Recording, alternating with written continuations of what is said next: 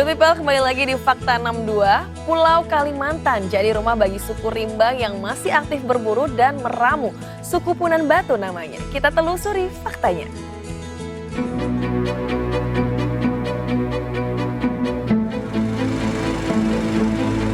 Membelah sungai di belantaran Kalimantan, menantang derasnya arus sungai.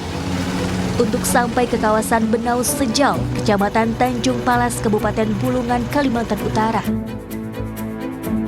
Di sini, ada suku rimba terakhir di Pulau Kalimantan. Suku Punan Batu namanya. Lokasinya berada di bentang alam kars yang membentang dari Kalimantan Timur hingga Kalimantan Utara. Saat ini, jumlah mereka sekitar 100 orang saja dengan 36 kepala keluarga. Mereka hidup berkelompok, dan dalam satu kelompok terdiri 1 hingga 5 keluarga. Setiap hari, kelompok kecil suku Punan Batu berjalan mengelilingi hutan untuk mencari makanan. Target utamanya adalah umbi-umbian. Mereka juga mencari hewan buruan. Mereka tidak mengenal konsep berkebun, berternak maupun menyimpan makanan. Setiap hari di sini ngapain aja? Berburu. Nah, berburu apa aja? Burung, tupai, kan, babi, payaunya, kijang. Kalau nggak dapat itu biasanya nyari apa? Cari ubinya kariting, tubong, abat, basket. Itu setiap hari jalan ya? Setiap hari. Itu dicari untuk sekali makan? Ya. Jadi kalau habis besok cari lagi? Besok cari lagi. Kebanyakan makanan diolah dengan cara dibakar dan direbus. Mereka juga kadang menggorengnya dengan menggunakan minyak babi. Namun sayang, babi hutan makin sulit ditemukan karena luasan hutan jelajah mereka makin sempit akibat perambahan. Karena nomaden, mereka membangun pondok-pondok kecil di tengah hutan. Di bawah rindangnya pepohonan, pondok ini disebut lapo. Mereka membangun pondok beralaskan batang pohon dan beratapkan dedaunan. Satu pohon untuk satu keluarga. Ukuran pondok tergantung jumlah anggota keluarga.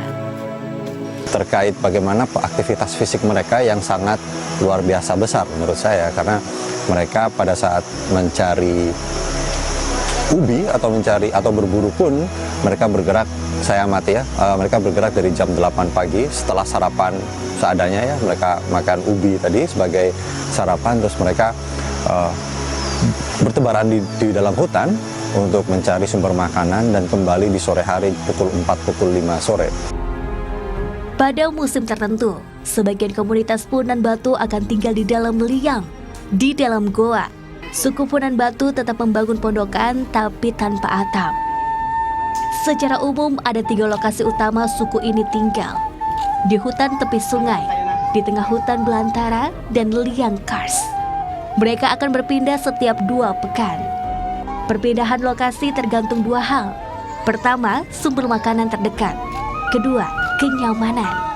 Jadi, jika dirasa di sebuah tempat mulai panas dan tidak sejuk, suku ini juga akan pindah ke tempat yang lebih nyaman.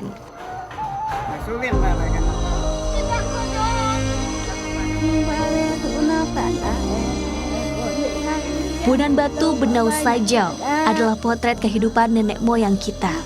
Peranata sosialnya sederhana, karena masih berburu dan meramu. Salah satu langkah awal ini pendahuluan yang sudah kita lakukan dengan penetapan masyarakat hukum adat.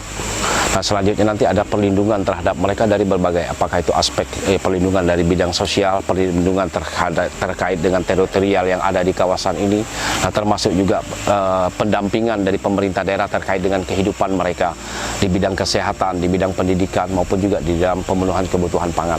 Itu menjadi bagian-bagian yang menjadi tugas pemerintah daerah. Tapi dengan catatan Mas, ini tidak mengubah, sekali lagi ya, tidak mengubah budaya kearifan lokal yang ada dan tumbuh berkembang di masyarakat Punan Batu itu sendiri. Yayasan Konservasi Alam Nusantara atau YKAN bersama para peneliti yang lebih dahulu meneliti suku Punan Batu Benau Sajau, kemudian berusaha agar dapat pengakuan atas suku ini.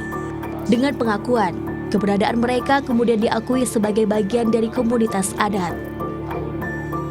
Suku rimba terakhir di Pulau Kalimantan ini sebelumnya dianggap hanya mitos. Kini, Dengan keberadaan yang bisa dibuktikan secara sains, perlindungan terhadap komunitas Punan Batu menjadi penting dalam upaya menyelamatkan kebudayaan mereka. Bahwa mereka memerlukan ruang hidup, dan ruang hidup mereka ini berada di hutan Gunung Benau ini. Harapannya pertama ada kepastian bahwa mereka memang tinggal di wilayah masyarakat hukum adat ini yang luasnya sekitar 18.000. Tentunya setelah penetapan itu nanti ada proses-proses selanjutnya, misalnya nanti kepada hutan adat misalnya, sehingga ada kepastian bahwa hutan tempat mereka hidup itu benar-benar terlindungi oleh pemerintah dan menjadi hak mereka. Ancaman terhadap hutan yang jadi rumah dan sumber kehidupan suku Punan Batu semakin dekat. Perambahan untuk perkebunan kelapa sawit semakin menggerus kawasan berburu dan mencari makanan. Hewan liar seperti babi hutan, payau atau rusa, dan lainnya mulai langka. Sementara, status hutan masuk dalam kawasan konsensi hal pengelolaan hutan atau HPH. Komunitas Punan Batu sangat berharap hutan tidak diganggu oleh aktivitas lain. Ruang hidup yang semakin sempit membuat mereka lebih sulit mencari makanan. Perlu upaya serius agar hutan yang menjadi rumah suku Punan Batu terjaga dengan baik.